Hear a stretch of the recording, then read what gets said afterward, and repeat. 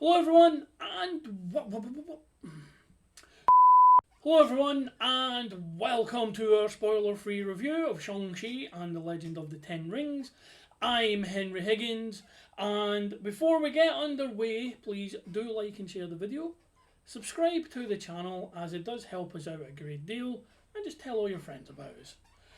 Before we also get into the review, just to let you into a little secret, this, as you can see from the footage up here to my right, this is the second time I've been filming this review, because when I did it the first time, the camera was on, but for some reason I had muted the microphone, so there's me gesticulating wildly in complete silence. Okay, first off, this movie is excellent. It's totally unlike anything we've seen in the MCU so far. The fight scenes are amazing. The choreography of each one are works of art in their own right, spanning different styles and time periods while also mixing it up with 1v1 fights and massive battles across the runtime. Talking of the time periods, they do a fantastic job throughout the movie of incorporating flashbacks in a way that isn't intrusive or overly delivering exposition, and they all work really well for the framework of what the story's trying to tell. Now, along with the choreography, the art direction itself is sublime. There's a lot of the framing that evokes serious emotion with how well the shots are composited and filmed. Really gorgeous scenery, everything just works. It's absolutely fantastic. Character wise, almost everyone I would say is a fleshed out character, with only Death Dealer being like a one note entity, and to be fair there, I believe that is by design. All of the other players in the cast, the main headliners and the supporting cast, they're three-dimensional people with justifiable motivations for the actions that they ensue through the course of the movie. Even if those actions are objectively abhorrent in nature, the way the characters have been written and portrayed give a sense of justification to it, not unlike Thanos in the Infinity War Endgame situation, although more in Infinity War. What he was trying to do and the reasons behind what Thanos was doing are understandable. It's the method he was going around to do it that was the horrific thing. Looking at conservation and ensuring the survival of the universe is a just cause. Wiping out half of it to do so is not a just method.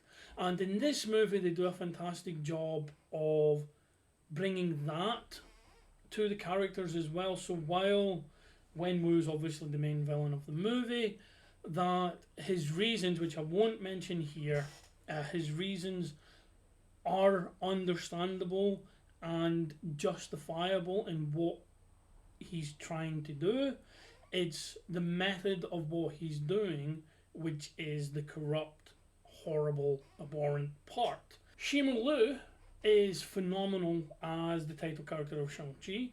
He brings a real mischievousness to Sean, his American name, when he's in San Francisco, and a real depth of personal tragedy. There's a real weight of grief to his portrayal of Shang-Chi, and that's played out amazingly well. It's scripted very well, it's directed very well, it's shot very well, and it's acted very well. Awkwafina, who is someone I know nothing about until this movie, she's fantastic support as Katy, Sean's best friend, and she's another character who has comedy moments, but they don't overstay their welcome. They're not overbearing. She isn't a stock comedy sidekick, and throughout the whole run of the movie there's a lot of comedy, but the comedy itself doesn't intrude on the seriousness of what's going on. It's well paced, it's well inserted, it's chosen for its moments of levity that accentuate rather than detract from the rest of the film. Meng'er Zhang, and again I apologise if I'm butchering any of these names, as Xiaoling, Shang-Chi's sister. She is someone to keep your eye on. She is mesmerizing in this film. She's definitely one for the future, whether that's in the MCU, whether that's elsewhere outside the MCU, especially with the multiverse thing in the MCU. But she's definitely someone to keep an eye on.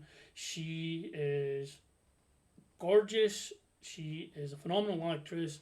She physically is a fantastic martial artist in this movie and is shot so well. I don't know where she ends and any stunt performer begins and vice versa, but her performance in this movie for me is going to be a breakout for her, and I hope it leads to amazing stuff in the future for her. Fala Chen as their mother, Li Ying, and the wife of Wenwu. She has such a peaceful grace to her performance, and there's warmth to the character, and it's easy to see why a man of such status and power as Wenwu, someone who has this almost unquenchable thirst to extend his empire, would fall for this woman. The Fala Chen plays it amazingly, and again, she is at the heart of this movie whenever she is present. It's a stunning performance, and it's one that anchors all of the main characters around her and how they perceive her, their mother or wife, and what she brought to each of them. Even Razorfist, played by Florian Munteanu, who was Victor Drago in Creed 2, even his portrayal is a layered character. It's someone who could easily have been the stupid, heavy, standard one-dimensional character you associate with a muscle-bound flunky, but he is not. He is given layers. He is a muscle-bound flunky to Wenwu, but he brings a lot to the character. There are moments in the movie where he isn't just this one-dimensional thing, and there's a lot of swerving of conventions around him. Around a lot in the movie actually, but there's a specific moment in the movie, which again I'm not going to spoil, which really plays around with the convention of what we expect to happen, and it's wonderfully done. And a lot of the credit for this obviously goes to the cast, but Destin Daniel Cretton, the director, deserves a ton of praise for what he got out of his performers, what he encompassed and achieved with the story he wanted to tell, and how visually this story was told, how it was paced. He's worked with a few of the people in the movie before. He will go on to bigger and better things also. And I don't mean that disrespectfully for what he's done before. This will open a lot of doors for him, and when there is a Shang-Chi sequel, I hope he's given the director's chair again. On top of all that, the movie does tie to the wider MCU. There are ties there. Especially with the mid and post-credit scenes, which I'm not going to spoil here, along with the fight between Wong and Abomination, which we saw in the trailer. We didn't see all of it in the trailer, just to give you a little tip there. And that itself, that whole scene is one that lends itself to wider theories for the MCU as a whole. Like, why is Abomination there? Why is Wong fighting him? Some of that is hinted at in the movie, but I'm not going to spoil any other aspect of that. The overall Fight Club scene is really well shot as it contrasts with the other locations in the movie. Hopefully we do return to that at some point in the future as well. But overall, Josh and I loved this movie. We thought it was fantastic. We loved it from beginning to end. It's seriously emotional at times. I had genuine tears. Some of them from the emotional heft of the scene with the characters and what they were going through. Others just for the sheer spectacle of the shot and how amazing the shot was with scenery, who was in it character-wise. All these mystical things coming together. It was phenomenally done. And It's a sheer treat for your eyeballs, this movie. It really is. Now, you might feel that a lot has been given away in the trailers, but rest assured they have only scratched the surface. Even with the TV spots that have been going along with the trailers. A lot of the scenes you've seen there are much bigger in scope than what the trailers and what the TV spots have led you to believe. And for what you've seen in the trailers, I would say there's at least 80% of the movie will be new, surprising, however you want to describe it. The trailers didn't give away much at all.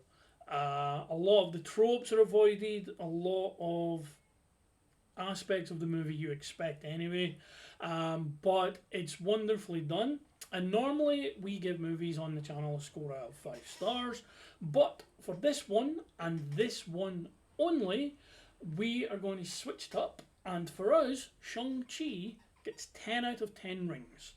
It is that good. It is that important to the MCU. It is genuinely unlike anything you've seen before. What it brings to the MCU is going to be interesting to see. So go and watch the movie. Then when you've done that, come back. Check out content creators like myself, like New Rockstars, like Kinda Funny, Mr. Sunday Movies. There's a number of us there to watch fun breakdowns, to see Easter egg counts, things that you may have missed. Get in discussions while we wait for the next MCU movie, another origin story, Eternals, in November. Following that, we've got Spider-Man No Way Home, leading into the Multiverse of Madness, Doctor Strange's sequel. And since we've had WandaVision, and through Loki, and now What If, the multiverse has been opened slightly each time. The Spider-Man No Way Home trailer obviously cracked that open in a big way, with potentially Green Goblin, Sandman, Electro, Lizard, and definitely Doctor Octopus coming over from the Raimi and the Webb movies, with Tobey Maguire and Andrew Garfield as the Spider-Mans in those films. So the multiverse has been cracked open. The mystical side has been cracked open with this movie. So go and see it, enjoy it. Let me know what you thought of the film below in the comments, and have a great weekend, and we'll see you at some point in the next video. Goodbye.